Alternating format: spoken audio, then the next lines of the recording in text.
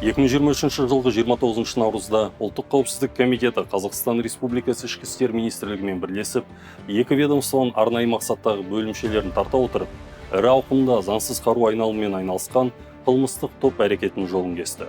Қылмыстық схеманың қатысушылары оқсыз атылатын, жарақаттайтын, белгі беретін және өзге де өлімге алып келмейтін қаруды кейіннен қара нарықта өткізу үшін жауынгерлікке қайта жасаумен айналысқан. Арнайы операция Астана, Алматы қалаларында және Ақтөбе, Алматы, Батыс Қазақстан, Қарағанды, Солтүстік Қазақстан және Түркістан облыстарында бір мезгілде жүргізілді. Нәтижесінде 23 адам ұсталды, 32 автомат, 88 тапанша, 37 мылтық, 9 граната және әртүрлі калибрлы 27390 оқ-дәрі алынды. Қару мен оқ-дәрілер жасауға арналған арнайы жабдықтары мен жинақтары бар 7 қолдан жасалған цехтың жасырын әрекеті жойылды. Сотқа дейінгі тергеу жүргізілуде.